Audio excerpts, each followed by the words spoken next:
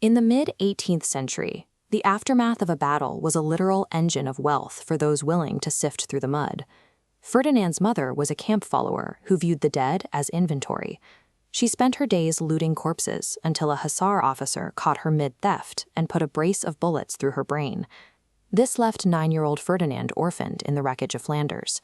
He was rescued by Count Melville, a nobleman who felt a debt of honor to the boy's father, and decided to raise the orphan alongside his own son, Renaldo. Ferdinand entered the Melville estate with the instincts of a scavenger, but he quickly realized that the blunt violence of the battlefield didn't translate to the drawing room. In high society, a knife in the dark would only lead to the gallows. He observed that the aristocracy functioned on an inherent, almost naive sense of trust. To thrive here, he wouldn't need a dagger. He would need to weaponize that trust. The first trial of this strategy took place in the schoolroom. Fathom and young Renaldo were assigned a translation of Caesar's Commentaries, a standard test of their academic progress. Renaldo finished the work with ease, but Fathom had spent his time elsewhere. Instead of attempting the work, he simply copied Renaldo's translation word for word, leaving the errors and nuances exactly as they were. This diagram maps Fathom's created tension. By playing the dependent, he forces authority to choose between an heir's honor and an orphan's vulnerability. When confronted with the identical work, Fathom wept. He acted terrified of the Count's power, preferring punishment over admitting Renaldo copied him.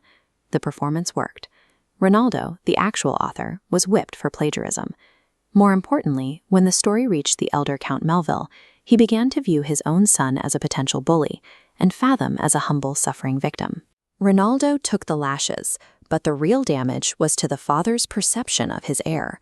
Fathom had learned that in a house built on honor, a well-timed display of tears is more effective than any physical threat. As he grew, Fathom realized that controlling the Count required controlling the flow of information within the estate. He needed to compromise the household's internal defenses. He targeted Teresa, the most cunning of the maids. By seducing her, he secured an operative who knew the secrets of every room and the temperaments of every servant.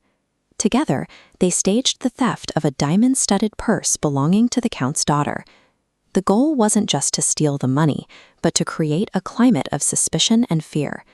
Fathom stepped in as the investigator. He spent days analyzing the crime, projecting an image of tireless loyalty to the family, while he secretly waited for the right moment to strike. He steered the search toward the trunks of the other chambermaids, Teresa's rivals. When the stolen purse was found exactly where Fathom had hidden it, the innocent maids were disgraced and cast out of the house. With his enemies removed and Teresa's influence secured, Fathom had effectively hollowed out the household's defenses. The Melville estate was no longer a home. It was a curated environment where every piece of news reached the Count only after Fathom had vetted it. When Fathom eventually followed Renaldo to Vienna, he took his tactics to a larger stage. He was no longer just a household parasite. He was a professional predator in a city of strangers. He teamed up with a Tyrolese gambler named Rochkali. Fathom provided the mark, his own brother, Renaldo, while Rochkali provided the expertise at the card table.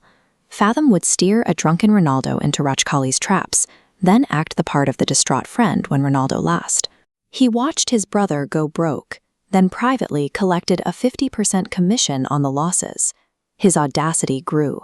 He simultaneously seduced the wife and the jeweler's young daughter, moving between their bedrooms while using the father's house as a base of operations. The scheme collapsed when the husband nearly caught him. Fathom was forced to hide in a soot-filled chimney and escape covered in grime. A moment of desperation so bizarre, the daughter genuinely mistook him for a demon in the dark. Despite the chaos, Fathom emerged from Vienna with his pockets full and his reputation intact. He had mastered the art of operating on multiple fronts, leaving a trail of ruined finances and broken families behind him. The final stage of the parasite's growth required shedding the host entirely. Fathom stole the last of Renaldo's funds and abandoned him, severing his connection to the family that had raised him. He moved toward London, but he didn't go as an orphan. He fabricated a noble history and assumed the self-appointed title of Count Fathom.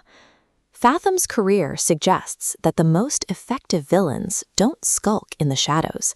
They thrive in the light, dressed in the manners and titles of the very people they intend to ruin.